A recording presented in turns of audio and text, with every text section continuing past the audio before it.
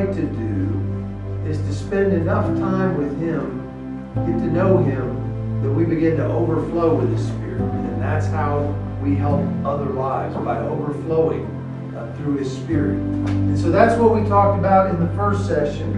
And then we went on to session 2, and we went back to the same jar of clay. This is you and me, not real significant on our own, but there's a master potter. And we talked from the book of Jeremiah, and Jeremiah in chapter 18 went down to the potter's house.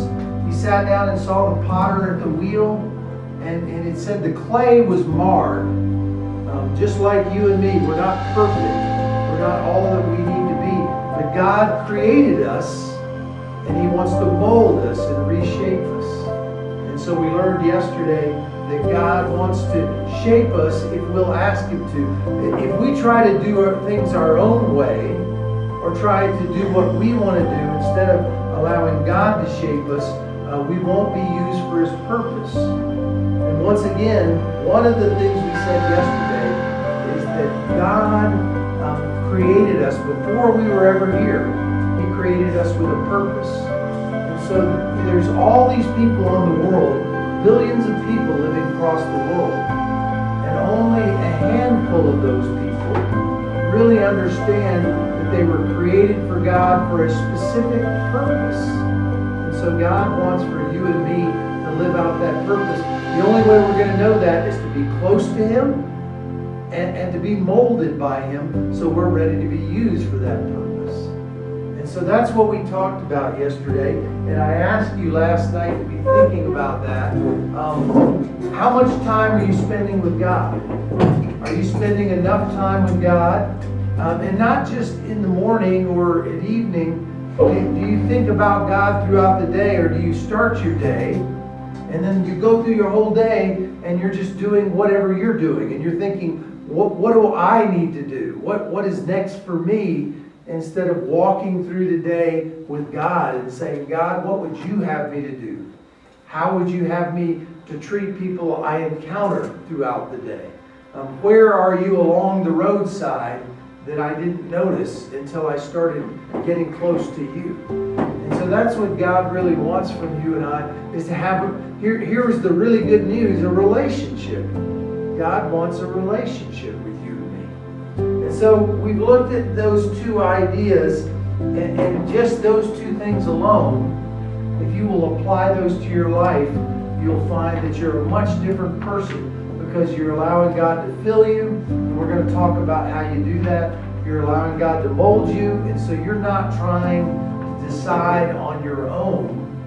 And then the third session we're going to talk about is being a servant leader. That this whole thing that we've been talking about, being filled, how you serve and what service looks like. Peter was always trying to outdo somebody else. You ever meet somebody like that? If you're gonna do this, guess what? I'm gonna walk on water.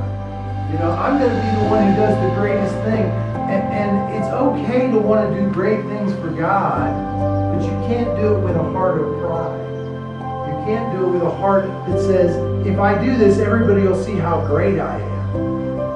Early on in my ministry, things went well, and things began to grow.